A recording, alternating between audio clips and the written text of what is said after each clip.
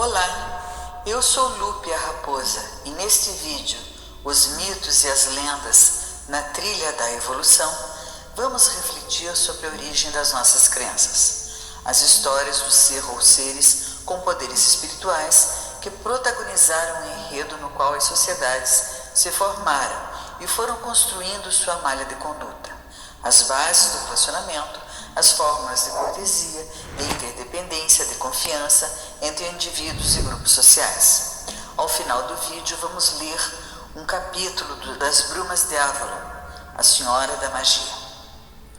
Por muito tempo, essas histórias que amparavam os costumes formadores da malha social eram passadas de geração em geração na forma de narrativas e se afirmaram como um conhecimento ordenador da evolução das sociedades.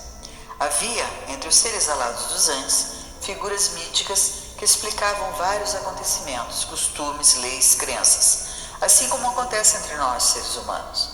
Nuna Sapak nos contou sobre o deus pássaro Tilsit-Terai, que botou um ovo cósmico em que o planeta Terra ficou protegido, enquanto o pássaro fez uma ligação entre a sua cauda de plumas, que tinha todas as cores do arco-íris, e o centro da galáxia, para trazer por aí todas as formas de energia, para que se formassem as montanhas, as planícies e vales, precipícios, rios, cascatas, matas e as trilhas da Cordilheira dos Andes, para que nas cavernas, nos topos das rochas, pudessem ser criados os seres alados, as duas raças, asas manto e asas livre, que formariam a civilização dos seres alados dos Andes. Essa história aparece no livro Girassóis e Pés e Junquilhos Amarelos, que conta a história da vida de César. Entre os seres humanos, as histórias são repletas de deuses e heróis, espíritos mágicos que atuaram para a sua evolução. César contou a Nuna Sapak sobre o pensamento mágico que acompanha os passos da humanidade desde tempos muito remotos. Desde a Era das Cavernas, o homem paleolítico, de 12.000 a 5.000 anos antes de Cristo, mais especificamente em Altamira, já fazia desenhos nas rochas representando a caça de animais que garantiriam o sucesso na caçada. Foram encontrados utensílios ritualísticos e amuletos para evocar a proteção de divindades e os achados mais antigos de cerimônias mágicas para honrar os mortos foram encontrados junto aos restos de um Neandertal de 50.000 anos, na cova de La Chapelle-aux-Saints, na França. As primeiras ideias de um deus moral surgem no Antigo Egito, com a figura de Maat, a filha do deus Ra. Isso foi por volta de 2800 antes da Era atual, vários séculos depois da unificação das primeiras cidades do Vale do Nilo. A partir daí, os relatos de práticas com a inequívoca intenção de um desenvolvimento espiritual e da ligação com alguma forma de entidade ou inteligência transcendente à vida física e ao mundo material são fartos. Entre os livros da Biblioteca dos Seres Alados, César escolheu para a leitura o primeiro volume da coleção As Brumas de Avalon, no capítulo de apresentação do texto, A Senhora da Magia. É a descrição da história do rei Arthur, da espada mágica Excalibur e dos cavaleiros da Távola Redonda, datado entre os séculos V e IV da Era Cristã, quando as tribos celtas não eram unificadas e havia a luta de crenças entre o cristianismo e o paganismo. O texto de abertura da obra nos diz assim: Morgana fala. Em vida, chamaram-me de muitas coisas: irmã, amante, sacerdotisa, maga, rainha.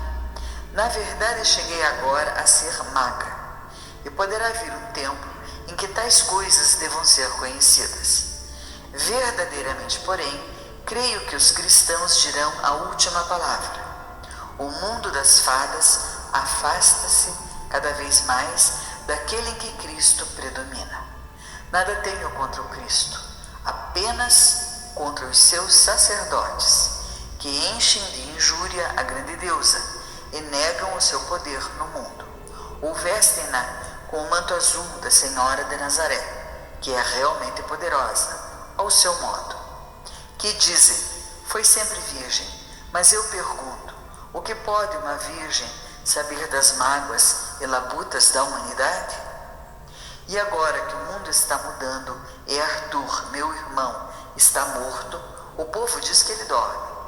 Na ilha sagrada de Avalon, é preciso contar as coisas antes que os sacerdotes espalhem por toda parte os seus santos e as suas lendas. Pois, como disse, o próprio mundo mudou. Houve um tempo em que um viajante, se tivesse disposição e conhecesse apenas uns poucos segredos, poderia levar sua barca para fora, penetrar o mar do verão e chegar não ao Glastonbury dos monges, mas à ilha sagrada de Avalon.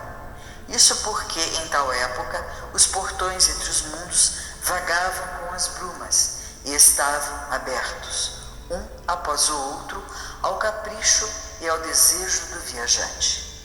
Esse é o grande segredo, conhecido de todos os homens cultos da nossa época. Pelo pensamento, criamos o mundo que nos cerca, novo a cada dia. E agora os padres, acreditando que isso interfere no poder do seu Deus, criaram o mundo para ser definitivamente imutável. Fecharam os portões, que nunca foram na verdade portões, exceto na mente dos homens. E os caminhos só levam à ilha dos padres, que eles protegeram com o som dos sinos das suas igrejas, afastando todos os pensamentos de um ou outro mundo que vive nas trevas. Apesar das histórias contadas, nunca soube muito sobre seus padres e jamais usei o negro de uma de suas monjas escravas. Se os cortesãos de Arthur em Camelot fizeram de mim esse juízo quando lá fui, pois sempre usei as roupas negras da grande mãe em seu disfarce de maga, não os desiludi. Na verdade, ao final do reinado de Arthur, teria sido perigoso agir assim. Inclinei a cabeça à conveniência, como nunca teria feito a minha grande senhora, Viviane, Senhora do Lago, que depois de mim foi a maior amiga de Arthur, para se transformar mais tarde em sua maior inimiga, também depois de mim. A luta, porém, terminou. Pude finalmente saudar Arthur em sua agonia, não como meu inimigo e o inimigo da minha deusa, mas apenas como meu irmão e como um homem que ia morrer e precisava da ajuda da mãe, para a qual todos os homens finalmente se voltam. Até mesmo os sacerdotes sabem disso, com Maria sempre virgem em seu manto azul, pois ela, na hora da morte, se transforma na mãe do mundo. E assim Arthur jazia enfim com a cabeça em meu colo, de sacerdotisa, Senhora do Lago. Descansou, portanto, no peito da grande mãe, de onde nasceu, e para quem, como todos os homens, tem de finalmente voltar. E talvez, enquanto eu guiava a barca que eu levava, dessa vez não para a Ilha dos Padres, mas para a verdadeira ilha sagrada no mundo das trevas, que fica além do nosso, para a ilha de Avalon, aonde agora poucos, além de mim, poderiam ir. Eu tive sempre o dom da visão, de ver o interior da mente dos homens e mulheres, e durante todo esse tempo estive perto de todos. Assim, por vezes, tudo o que pensavam era do meu conhecimento, de uma forma ou de outra. Por isso contarei essa história. Um dia também os padres a contarão, tal como a conhecem. Talvez entre as duas se possam perceber alguns lampejos da verdade. O que os sacerdotes não sabem, com o seu Deus uno e sua verdade única, é que não existe história totalmente verdadeira. A verdade tem muitas faces e assemelha-se à velha estrada que conduz a Avalon. O lugar para onde o caminho nos levará depende da nossa própria vontade e de nossos pensamentos. E talvez, no fim, cheguemos ou à sagrada ilha da eternidade ou aos padres com os seus sinos. Até mesmo a Senhora do Lago, que odiava a batina do padre tanto quanto teria odiado a serpente venenosa, e com boas razões, censurou-me a severidade com que eu os julgava. Ensinou-me dizendo: todos os deuses são um só Deus. Disse ela: então, como já dissera muitas vezes antes, e como eu repeti para as minhas noviças inúmeras vezes, e como toda sacerdotisa depois de mim há de dizer novamente: e todas as deusas são uma só deusa, e há apenas um iniciador, e a cada homem a sua verdade, e Deus com ela. Assim talvez a verdade se situe em algum ponto entre o caminho para Glastonbury, a Ilha dos Padres, e o caminho de Avalon, perdido para sempre nas brumas do mar do verão. Mas essa é a minha verdade. Eu sou Morgana, conto-vos essas coisas. Morgana, que em tempos mais recentes foi chamada Morgana a Fada. Existem pesquisas que tentam comprovar a veracidade da personagem Arthur, situando-o na Grã-Bretanha num período chamado de cristianização, entre os séculos V e VI, mais precisamente entre 450 e 530 d.C., a chamada Alta Idade Média, em que as crenças pagãs convivem com as doutrinas cristãs. É sobre esse momento de embate entre as devoções religiosas dos povos que são contadas as histórias nos textos das Brumas de Avalon. Nos próximos vídeos falaremos mais sobre isso. Muito obrigada a todos que nos acompanharam até aqui. Até o nosso próximo vídeo.